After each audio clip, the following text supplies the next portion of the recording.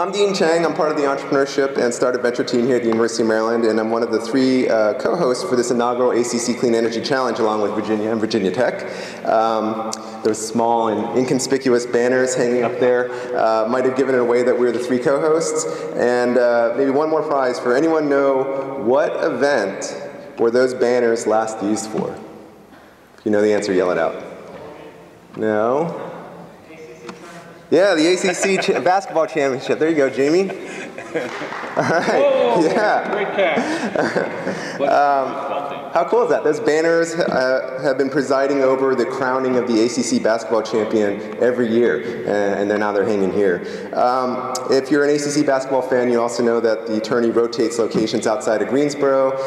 Well, the ACC Clean Energy Challenge also is going to rotate locations next year. NC State, Duke, UNC and Wake are all going to co-host, and then year 3, Georgia Tech, Florida State, Miami, and Clemson are all going to co-host. And speaking of co-hosting, I have two of my co-hosts here up on stage with me, Jack Lesko from Virginia Tech and Bernie Carlstrom from UVA. And before they give their welcomes, I just want to quickly share the story of how this competition came about, and apologies to some of you who might have already heard this. But this past July, the Department of Energy announced that they would award $2 million over 3 years to the best clean energy student entrepreneurs and their ideas from all around the country. And they were seeking 6 universities or university groups with the kind of track record and the kind of creativity and the execution ability to run these competitions. And at the same time, our Dean of Engineering, Daryl Pines, happened to have regular meetings with all the ACC deans. So just like the ACC presidents meet every so often, the ACC deans of engineering also do as well. And Daryl and I were coincidentally kicking around the idea of kind of a Super Bowl of business plan competition, and bantered it around with a lot of other people, and everybody liked the idea and it started adding other ideas that made it even better. So when this DOE announcement came out, it was sort of like, that's it, that's the perfect vehicle to do this sort of Super Bowl kind of thing. And it really sort of applies the friendly but competitive spirit of really fierce, intense conference rivalries to one of our most critical problems that and challenges our country faces today, which is clean energy. So I want to turn it over to Jack and Bernie and have them tell us a little bit about their role as campus champions and why they got involved. So Jack? Thank you, and I will say that I have been incredibly impressed by all the things that have come out of this. I got an opportunity to speak with most of the teams, and it heartens me to know that when I get older, hopefully I'll be able to have lights in my house and heat. And so thank you for all the wonderful things that you've worked on. This is just an impressive group of students who've really worked hard, and this is what I was hoping for. And very pleased to be a part of this. Again, when Dean and Kim contacted me, I was all ears, wanted to be able to help as much as I possibly could. And I will say, and I would like to give them a round of applause because they have just done an outstanding job. And then I think, unfortunately, the Hokie Bird can't be here because he's helping to find a replacement for Seth Greenberg, unfortunately. So I want to thank you on behalf of the university. Ah, there they are.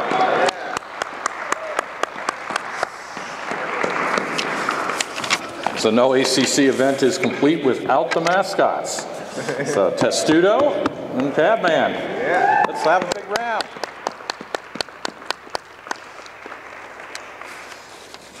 Like Dean, I want to, and Jack, I want to welcome you on behalf of UVA to the ACC competition. It's great to be here.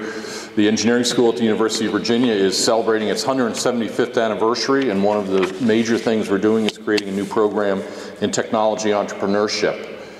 And I come to that program as its director thinking about a number of things, but in particular I was struck by an article that appeared just on Sunday in the New York Times Magazine, and it claimed that there was a new golden age of invention, and that resources on the web, opportunities to create new applications and new forms of social media were spurring all sorts of people to be creative and innovative. But the guy who wrote the article kind of ended it on a sour note, sort of saying, well, the patent system isn't quite right, and large companies are still exercising power and money, and invariably will take the best ideas and or choose the ideas that they want to run with. But if we want to have a golden age of invention, we really want to come back to a time where American technology is doing its absolute best, then we have to make our own luck. And we need to create programs and opportunities that will help individual inventors and entrepreneurs. And I think today's clean energy competition sponsored by the Department of Energy, the result of the hard work of Kim and Dean, is a great example of how we can create the programs and make our own luck for innovation in America today. And it's competitions like this that help young innovators to hone their ideas through the presentations we heard this morning and the presentations we're about to hear again this afternoon. It's a way that they get visibility. It's a way that they secure funding and guidance that they need to develop their ideas and bring them to fruition. And doing so, indeed, is a great way to address one of the fundamental critical challenges, as Dean said, solve the problems of the environment, and also, as our guest speaker spoke about so eloquently last night, the importance of creating jobs and sustaining America's competitive advantage in the global economy. So again, UVA is very pleased to be a co-host to this event, and hope you enjoy the afternoon.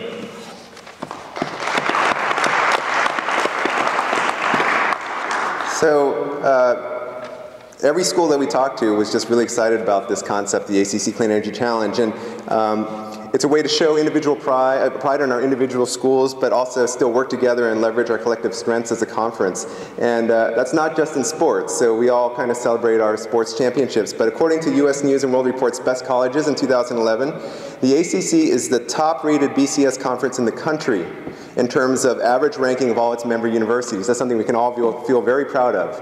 Not only that, the ACC is the only BCS conference with 7 schools ranked in the top 50. In fact, the ACC universities in the Southeast together annually conduct over $4 billion of research, cutting-edge research, some of which you'll hear about today.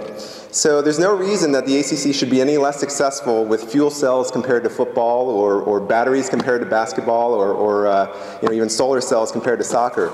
And it's with this premise that this competition started about 9 months ago, with teams entering from throughout the ACC as well as from some other Southeast schools. And through multiple coordinated school competitions, we now have 10 teams still standing, and they're all seated here. There are Elite 8 plus 2, 8 winners who won the automatic bids from their respective ACC schools, plus 2 winners from the at-large pool. So I'd like to ask those teams to come up on stage as we announce who will be the Final Four. So can those teams come on up, please?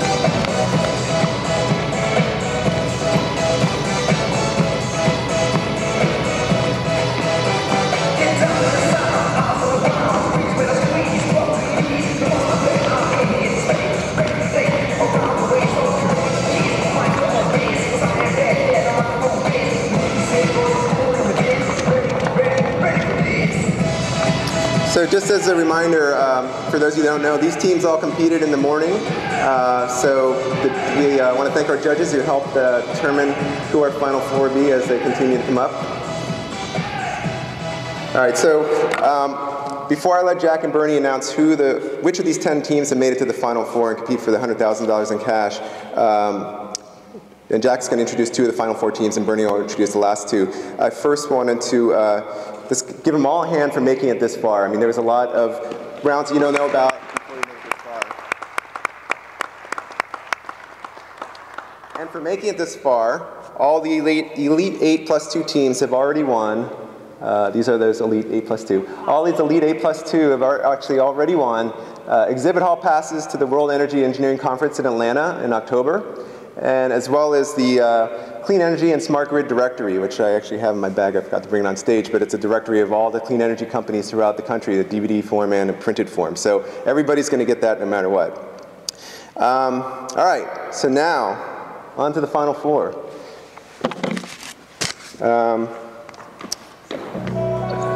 Jack. All right. So the first team advancing to the Final Four is from the Southeast.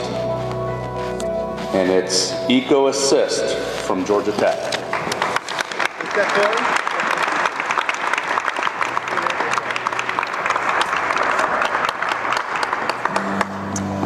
And the second team that's advancing to the Final Four is Safely Sell from the University of Maryland.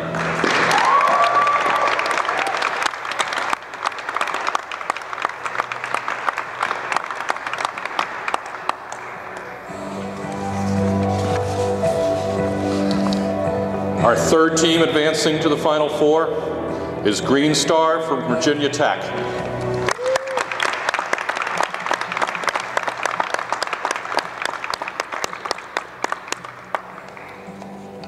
And the fourth team completing the Final Four is Mesdi Systems from Central Florida.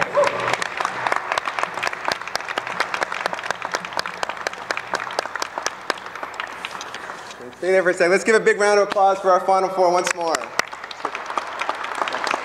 Akbar, Akbar, Akbar. Start the music. So Final Four, stay on stage for the moment, and we're going to escort you back to the locker room.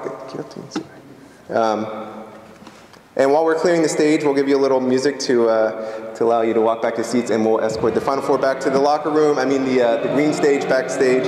And while we're doing that, I just want to thank our platinum sponsors, DOE, Lockheed, SAIC, Nixon Peabody, and Fisher & Richardson. Everybody else, Final Four actually, yeah, this way? Okay, I'm sorry. Final Four come this way. The rest of you can go return to your seats, please.